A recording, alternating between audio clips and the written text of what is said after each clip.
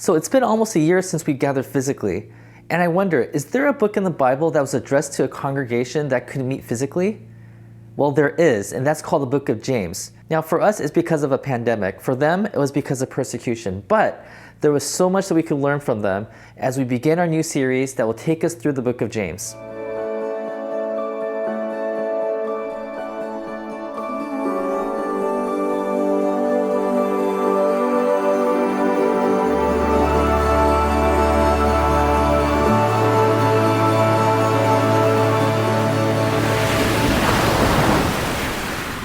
We're starting a brand new series starting today called New, and if you paid attention for the past few weeks, you'll note that New is the theme of our church for this year. Now we're using a letter from one of the first pastors in the Bible, and his name is James. Now as we go through his letter, you're going to discover that James truly has the heart of a shepherd. Today we're starting from James chapter 1 verse 19, so here's a quick synopsis of what he said prior to the verse we're talking about today. He starts off by saying, "Hey, church, it's been a while since I've seen you guys. Hopefully, you're doing great." Now, there's some things that's been on my mind, and so that's why I'm writing this letter. He starts off by saying, "We all know that every good and perfect gift comes from God." Amen? To everybody probably said amen. Humans have a knack for taking good things from God and tainting it with sin, and we need to reclaim that good thing and make it new again. So first, I'm warning you to be careful of your desires to want to be wealthy. Now, I heard that many of you have gone down a path that leads to death because of your unhealthy desire to get rich. And some of you, after finding yourself in a destructive state, even blame God saying, Why? Why is God doing this to me? Why is he testing me? Well, let me tell you, that wasn't God testing you. That was you giving birth to death through your unchecked desires. So this is what Pastor James says. He says, this is what I want you to do. Cling onto the words of Jesus, which is that he loves you unconditionally and that you are part of his family. He has given you new life, and you now have the power to give others new life with that same invitation. And then he goes on to say, oh yeah, here's another thing that's been polluting you that needs to be reclaimed and made new. And this is where we begin chapter 1, verse 19. He says, "Dear brothers and sisters, take note of this. Everyone should be quick to listen, slow to speak, and slow to become angry." Why? Well, because human anger does not produce the righteousness that God desires. All right, so first, a few thoughts on anger. Anger is not a bad thing. James is talking about a tainted version of anger.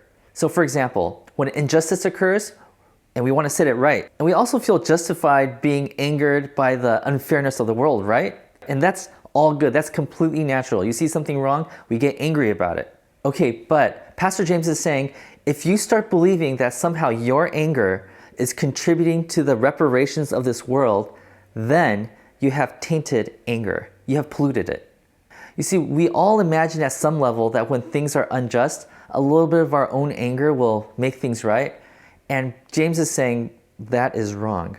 See, another first century church leader, named was Paul the Apostle. When he was writing a letter to a church in Ephesus, this is what he said. He said that there may be a type of anger that is appropriate, but he insists that it must be kept severely in its place. You see, this is why James tells his congregation to be slow to anger, which means make sure you keep your eye on it. You can get angry about some things, but don't use that anger to fix the world. It won't lead to the world that God has envisioned. Instead, this world should be repaired through love.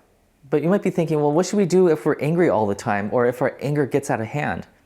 Well, James has something to say about that in the very next verse. "Therefore, get rid of all moral filth and the evil that is so prevalent, and humbly accept the word planted in you, which can save you." So here Pastor James is saying, stop allowing the world to further taint you and pollute you. Instead, let Jesus' words shape you. He says, then at that point, you will be a force for God's kingdom and not someone that's unknowingly working against it. All right, let's continue to verse 22. "Do not merely listen to the word and so deceive yourselves. Do what it says, and anyone who listens to the word but does not do what it says is like someone who looks at his face in a mirror and, after looking at himself, goes away and immediately forgets what he looks like." So what's James saying here? He's saying, if you live by Jesus' words and his teachings, then it could truly set you free and give you life, and at the same time, weed out all the pollution and all the taint that's inside of you.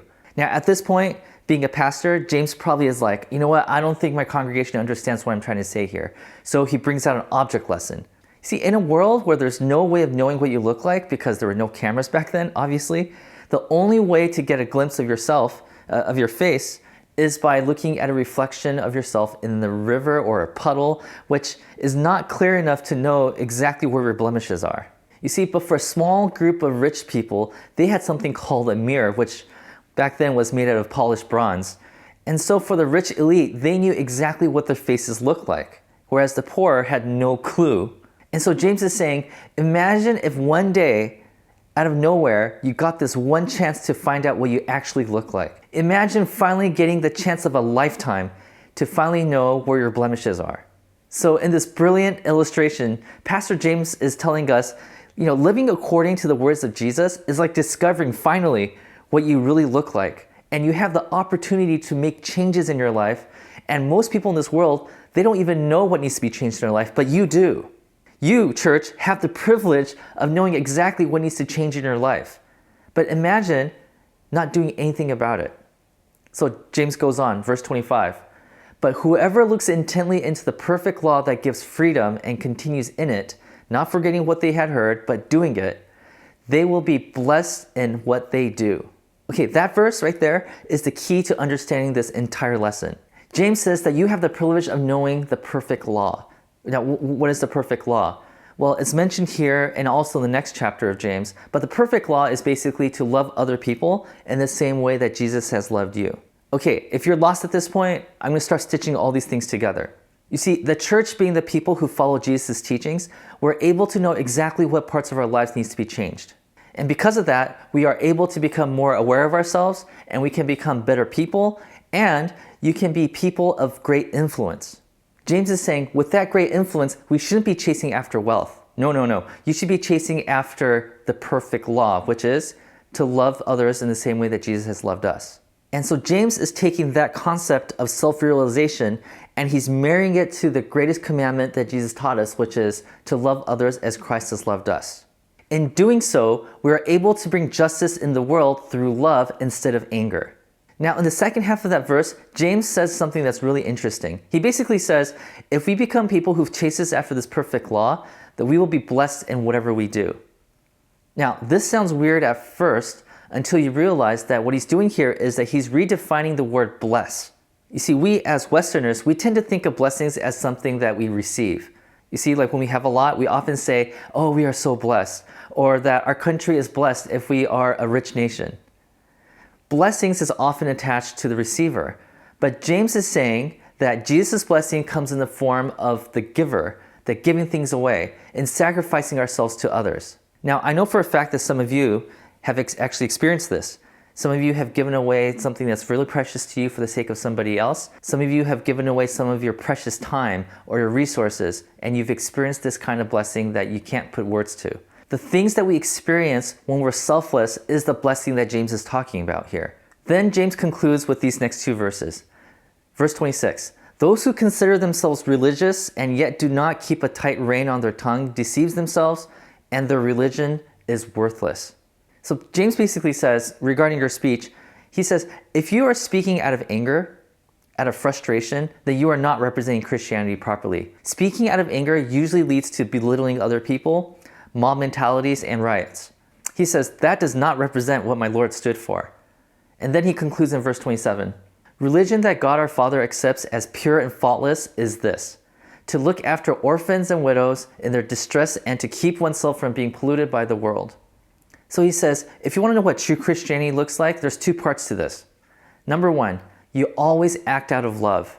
You take care of the people who are in need. You take the influence that God has bestowed on you to help other people. And the second part of a religion that represents Jesus properly is that you do what you can to keep the world from tainting you, from polluting you. So what he's saying here is, look, you're a new creation because Jesus has been transforming you from the inside out. And what that means is you're now able to contribute to the repair of this world because Jesus gave you the tools to repair yourself first. You see, God has set you free and is continuing to set you free. And that gives you the freedom to repair the world by caring for those who are in need. And God is making you into people who have influence. So he's saying, use that influence that God is giving you to care for the people around you. Use it for justice and use it to empower other people. The freedom that God has given you is not for you, it's for the people around you. So James, with his pastoral heart, is asking his congregation, and by extension you, this question. As God continues to transform you to set you free, what will you be doing with that freedom for others? So church, may Jesus' word bring healing into your life so you can be set free from the pollutions in your life. And may you use that freedom to bring healing in those around you who are in need. And may we spread and experience heaven together. God bless.